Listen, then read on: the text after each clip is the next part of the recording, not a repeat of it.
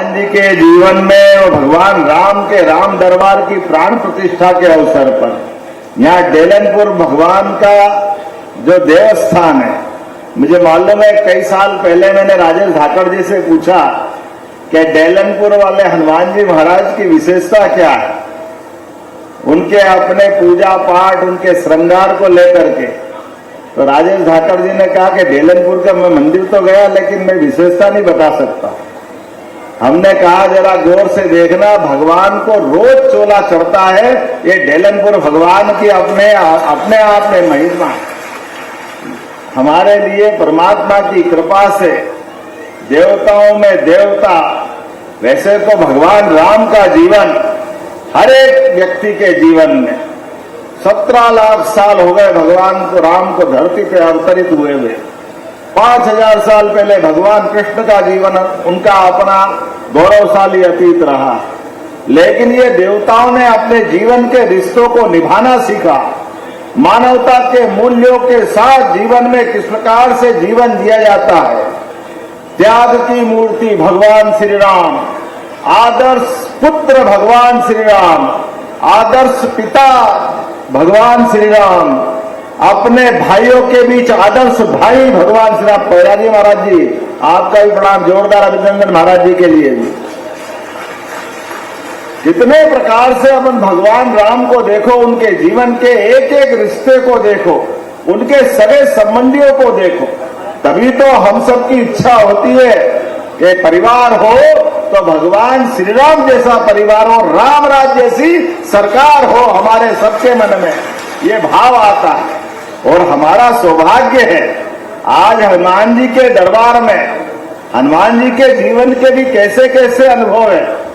जहां भगवान राम के जीवन में कोई बात की कमी हो, ये हमको भी सबको सीखने लायक है, समझने लायक है। और भगवान हनुमान जी के लिए हनुमान चालीसा तो सब पढ़ते हैं, लेकिन अष्ट सिद्धि नौ रिद्धि के दाता, तो अष्ट सिद्धि कौन कौन सी है सतीश जी? अष्ट सिद्धि कौन कौन सी है?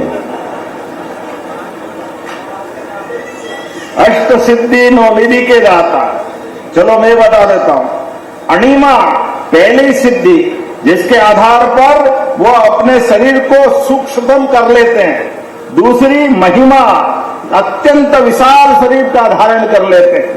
तीसरी गरिमा, बहुत भारी शरीर कर सकते हैं।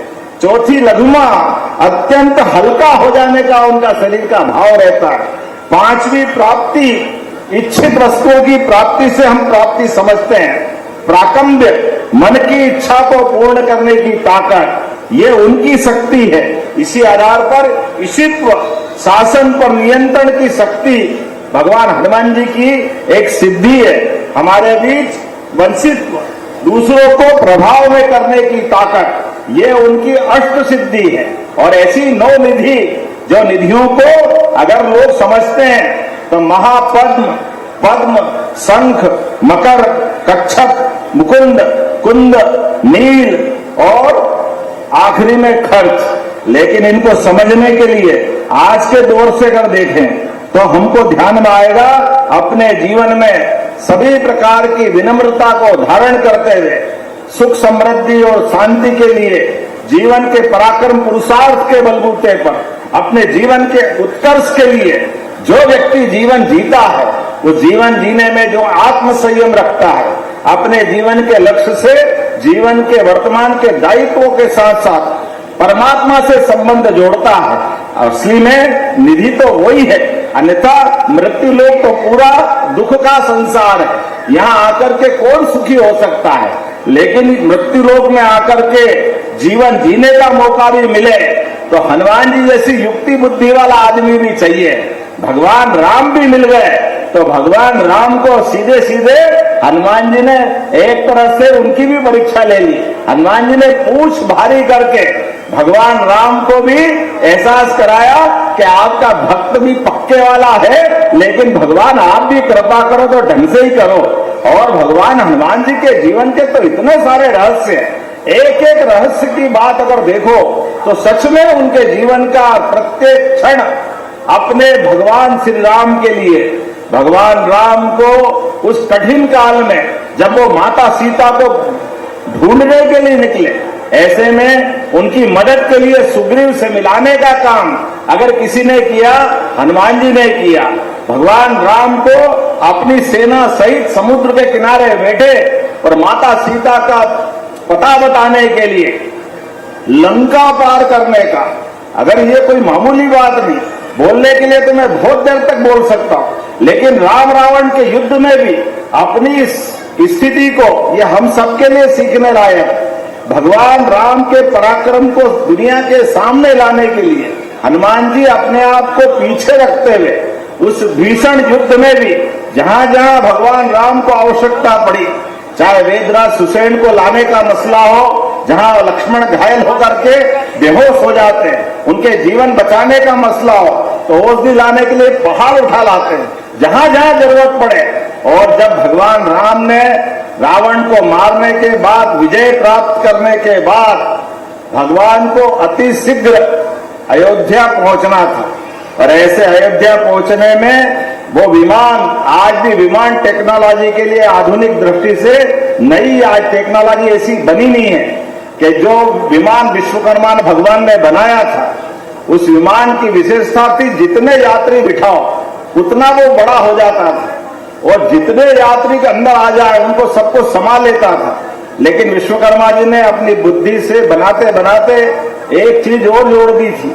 उनने कहा जितने भी बैठेंगे लेकिन एक सीट फिर भी खाली रह जाएगी। अब ये उनने अपने अहंकार को भी पाल लिया। ऐसे में हनुमान जी तो जहां अहंकार उसका अपने आप में, अगर अगला कोई शिकार करने का मौका मिले तो विनम्रता से हनुमान जी ऐसे सारे मसलों का समाधान निकालते हैं। उन्होंने उस विमान में बैठने के बाद जब विश्वकर्मा सहित सब लोगों ने बताया कि ये ऐसा विमान है कि सब लोग बैठ जाए, फिर भी एक सीट खाली, हनुमान जी ने कहा ठीक है देखते हैं। देखने के बाद बैठे, बैठने के बाद विमान उड़ने लगा तो उन्होंने कहा ये विमान का तो प्लानिंग फेल हो गया। बोले क्यों? बोले जितने लोग बैठ जाए फिर भी एक सीट खाली रहेगी। हनुमान जी बुद्धि से अपने आप को खड़ा करके गिनती बराबर कर रहे हैं कि भाई मैं इस विमान में बैठूं कैसे, यहाँ प्रभु राम बैठे। समझ में आने वाली बात तो ये है, तो राम जी के साथ तो मैं बैठ नहीं सकता हूँ। और इलाज कर दिया विश्वकर्मा भगवान का कि जितने हैं उतने तो ले जा रहे हैं, कहाँ एक सीट खाली, अब कोई खाली रहने वाली है क्या? तो ये जो युक्ति बुद्धि से हनुमान जी के जीवन में हम सबको प्रेरणा मिलना चाहिए। इसलिए हम हनुमान चालीसा गाते हैं, अष्ट सिद्धि नवनिधि के दाता, उनके बारे में बात तो करते हैं, लेकिन उनके जीवन की अच्छाइयों को धारण करने के लिए भी हम सबका योगदान रहे। ऐसे में डेलनपुर नामक इस स्थान पर इतना भव्य दिव्य निर्माण कार्य हुआ। जोरदार अभिनंदन करें ताली बजा करके इस धाम के लोकार्पण के लिए, और यशस्वी प्रधानमंत्री के लिए और जोरदार ताली बजाएं नरेंद्र मोदी जी के लिए। पूरे देश के अंदर दुनिया देख रही है हमारे भगवान श्री राम का धाम, वो सब लोगों को उत्तर दे रहा है जिनने भगवान के जन्म स्थान पे अड़ंगे लगाए, कोर्ट कचहरी करने गए, लगातार अटकाते लटकाते भटकाते रहे, लेकिन न्यायालय से निर्णय कराकर माता सरयू के किनारे भगवान श्री राम का धाम क्या आनंद के साथ बना। 500 साल पुराना संघर्ष सफल हुआ, अयोध्या धाम। बोला जय जय श्री राम।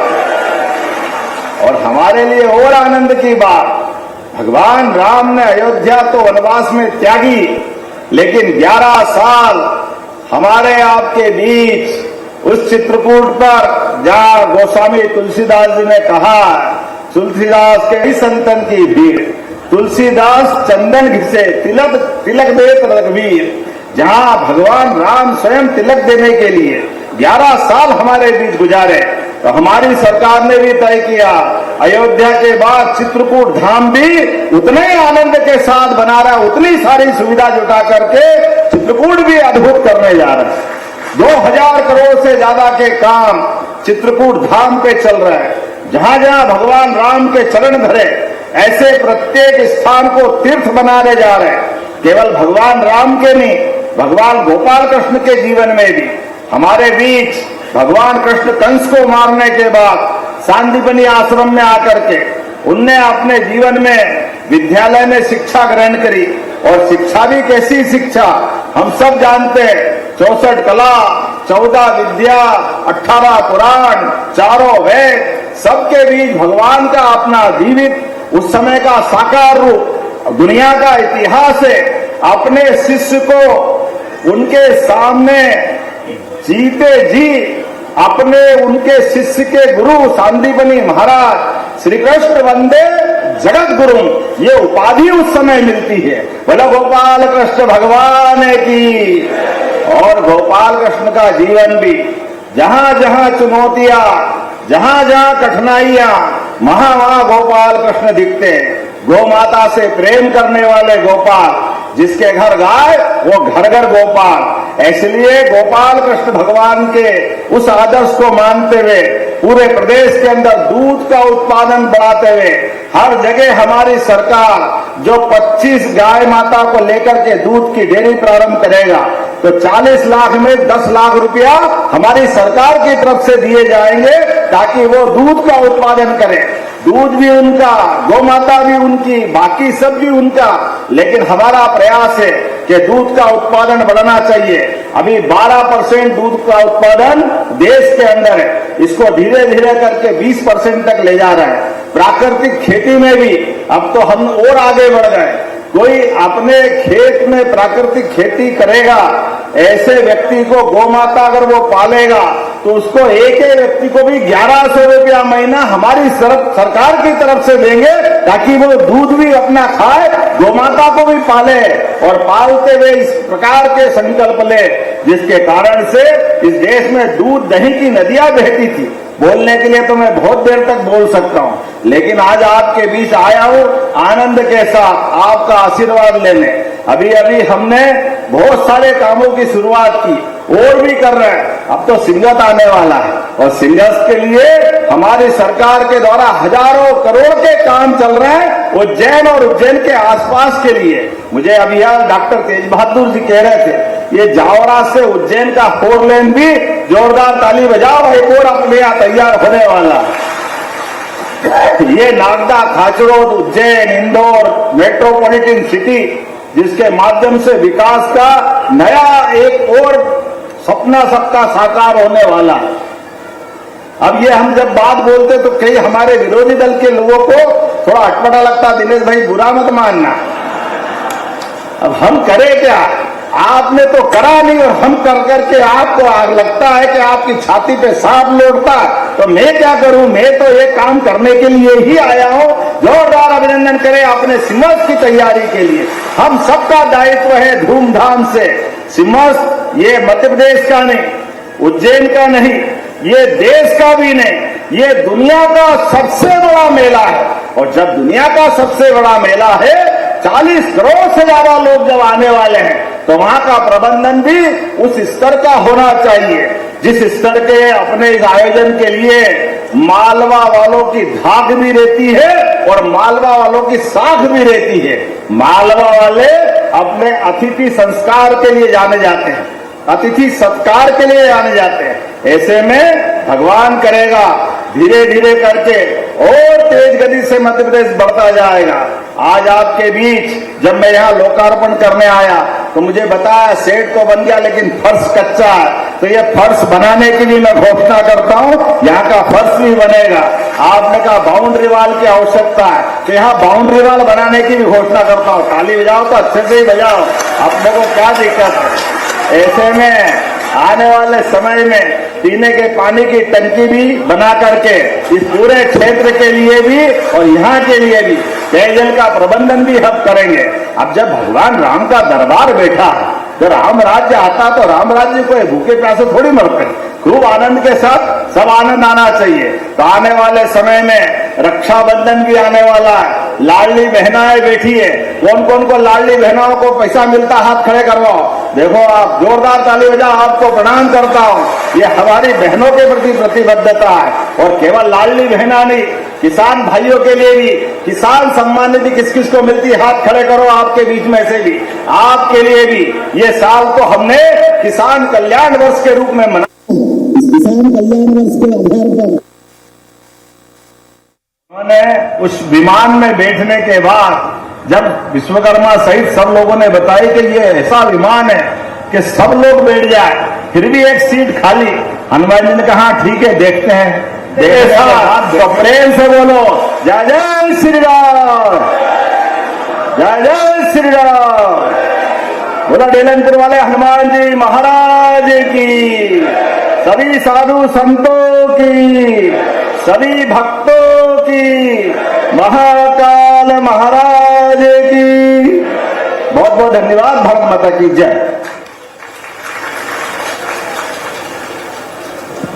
बहुत बहुत धन्यवाद आदरणीय माननीय यशस्वी मुख्यमंत्री जी डॉक्टर मोहन यादव जी। आभार प्रदर्शन के लिए मैं